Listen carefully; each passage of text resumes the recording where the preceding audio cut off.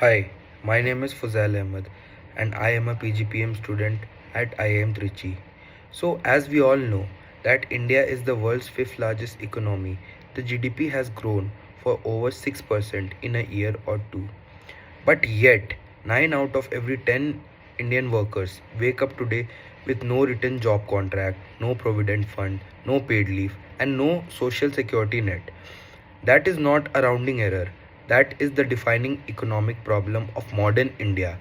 And we call this as the informality trap. What exactly is an informal worker? By India's very own definition, a worker is formal only if they receive at least one social security benefit, like EPF. By that standard, only 9.7% of workers, roughly 48 million people, are formal.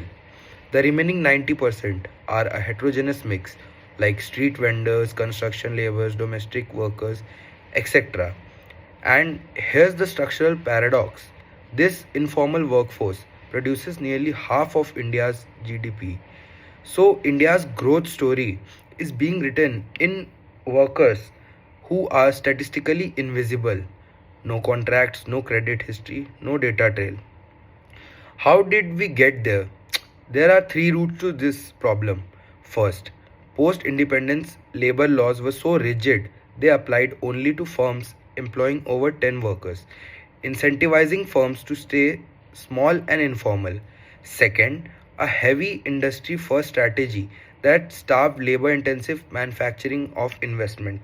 Third, the chronic underinvestment in education leading to millions unemployable only in low skills and informal jobs. Now, why does this matter beyond the welfare of workers? Are There are three reasons for this.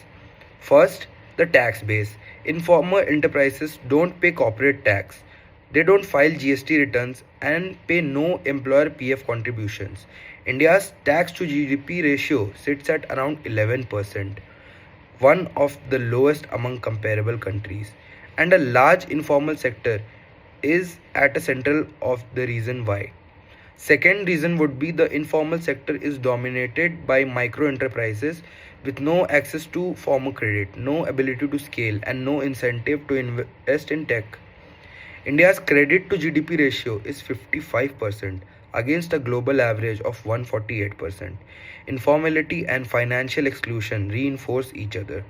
The third reason is of about welfare gaps. When COVID hit in 2020, 75% of the 122 million job lost globally were in the informal sectors.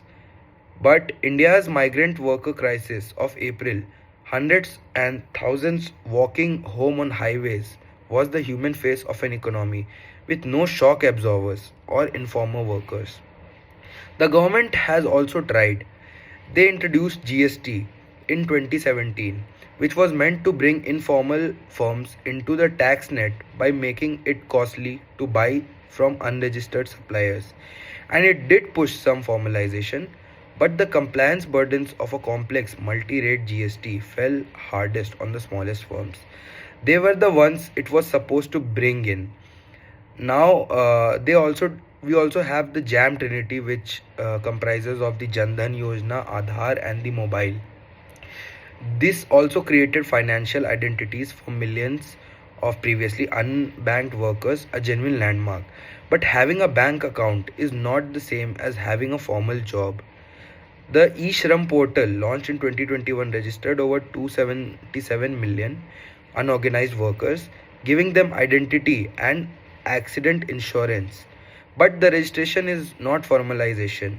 Most re- remain without contracts, PF, or legal protection. The deeper problem: most formalization policy treats informality as a compliance problem, but for the majority of informal workers, petty producers, casual laborers, domestic workers, it is a survival strategy. They are informal because the formal economy has no room for them. Now, what would actually work in this situation? Three things: rationalize labor laws to reduce the size threshold that triggers compliance, invest in social floors like portable benefits that would follow the worker, not the employer. So formalization isn't all or nothing, and expand credit access for micro enterprises through priority sector lending reform.